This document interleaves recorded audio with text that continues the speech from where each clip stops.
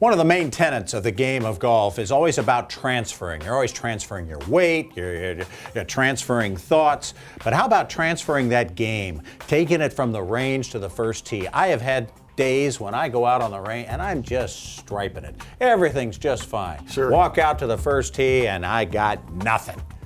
How are we going to fix that? Well, one of the things we have to make sure we do is when we're practicing, we're actually doing more things like we're going to play.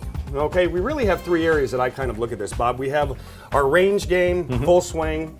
We have our wedges, whether it be sand play, pitching, chipping, and then we have putting. And I want to start with the range play today because that's where I really get the most, geez, I was hitting the ball great on the range. I got to the first tee and I ran out of balls by the fifth hole. Yeah, been there. Okay. Done that. So what do we need to do to start transferring our game to the course? Well, first of all, I hope you're working with a good PGA professional on your game because having a good coach definitely is going to make the game more fun for you.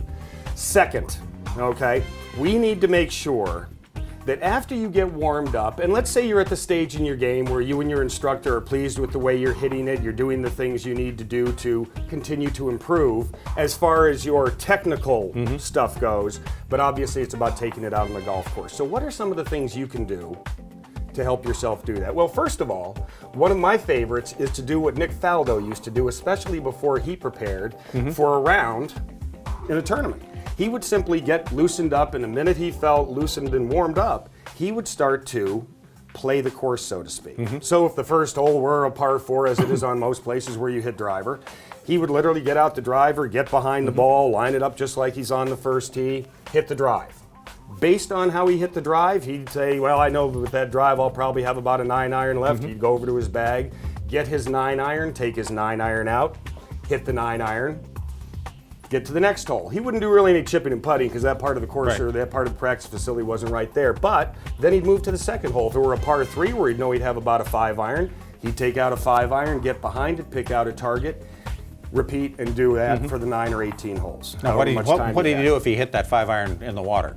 If he felt like he didn't hit it well? Well, a lot of times what you'll see, and I think Jim Furyk is really a good example of this, because those of you that have watched a lot of golf and seen Jim Furyk, after he hits a shot and it's not really to his liking, you'll see him kind of go back and make a few practice swings to leave himself with a real positive impression of what it should have felt like so he can move on to the next shot. That's something a lot of pros do, but obviously he's one of the ones you see on TV a lot. That's a good idea. And he's really one that you see markedly do it. So having a little routine where if you don't hit a good one, just get yourself geared in and make another good practice swing to leave that area with a positive thought. Now, I remember Jack Nicklaus always saying, don't be tinkering with your game when you're getting ready to play for a round. That's right. You know, just get warm and see what you've got. Okay, this is what I've got, and take that to the first tee. Don't walk to the first tee thinking, okay, I still have to be doing this or doing that in order to be successful. Well, this is why it's so important. I think that that's a great point, because a lot of people before their round, they'll just hit so many wedges, maybe some 7-irons, maybe a few 3-woods, drivers, whatever. But rarely do they go through their routine and actually kind of get behind the ball, get in the mindset, okay, my fairway is going to be right at that tree out there. Take a breath or two like you would on the first tee and start, like I said, literally doing the things you're going to be doing out there on the golf course. And it's really not that hard to, as we say, transfer what you're doing on the range to the golf course, but it's imperative you're doing in the practice facility, wherever you happen to be, what you're going to be doing out there. So that's one way. Now, if you like to you're working with your 7-iron.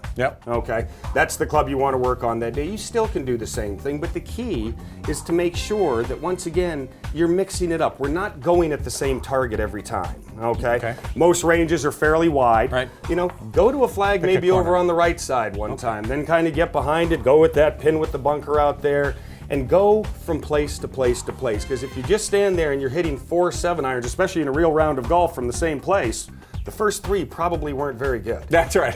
You know? So therefore, we want to make sure, like I said, we're stimulating the mind, we're mixing it up a little bit, we're doing the things that you're going to do on the course, which means basically you never have more or less the same shot twice, and that's really what we're looking to do. Around the greens, you can do little things where chipping and putting, you can do a little game where, and I like to do it where everything's a par 3. You just put one ball down, you pretend, you know, play 9 little holes with yourself, try to do up and down.